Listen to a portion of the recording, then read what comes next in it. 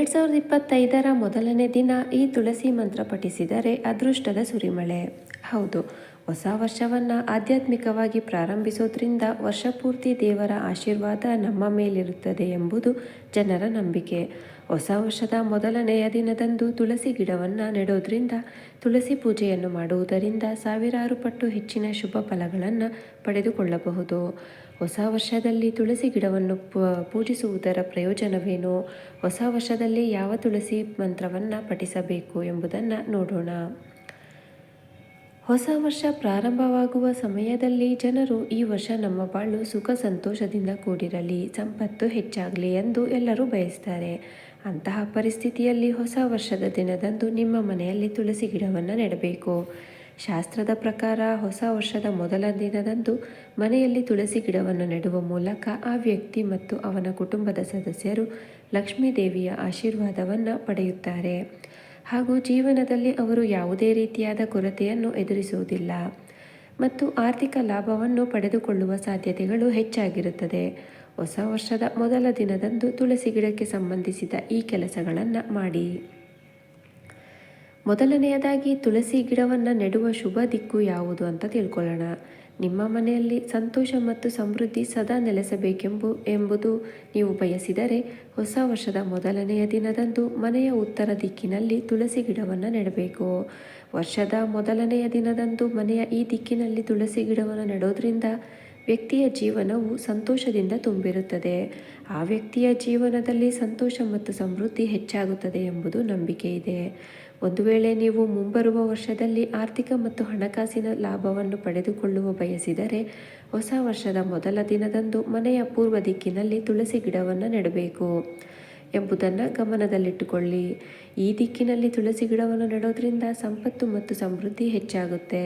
ಹಾಗೆಯೇ ಜೀವನದಲ್ಲಿ ಎಂದಿಗೂ ನೀವು ಹಣದ ಕೊರತೆಯನ್ನು ಎದುರಿಸುವ ಸಂದರ್ಭ ಎದುರಾಗುವುದಿಲ್ಲ ಎಂದು ನಂಬಿಕೆ ಇದೆ.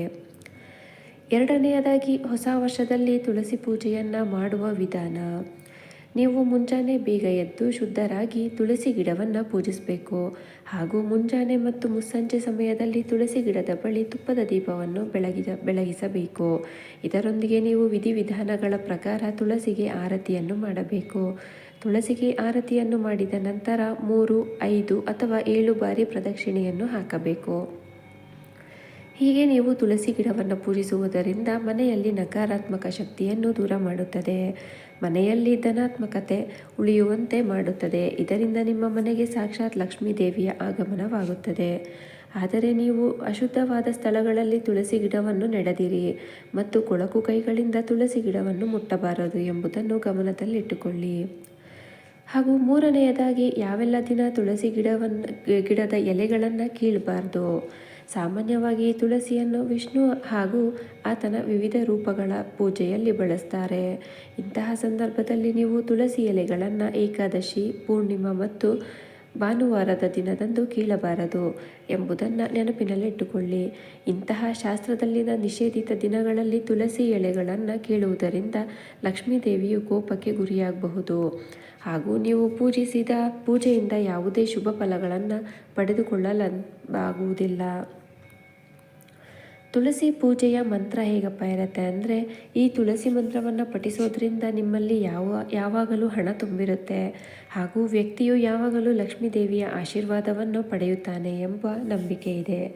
ಇಂತಹ ವ್ಯಕ್ತಿಗಳು ಜೀವನದಲ್ಲಿ ಎಂದಿಗೂ ಹಣದ ಸಮಸ್ಯೆಗಳನ್ನು ಎದುರಿಸುವುದಿಲ್ಲ.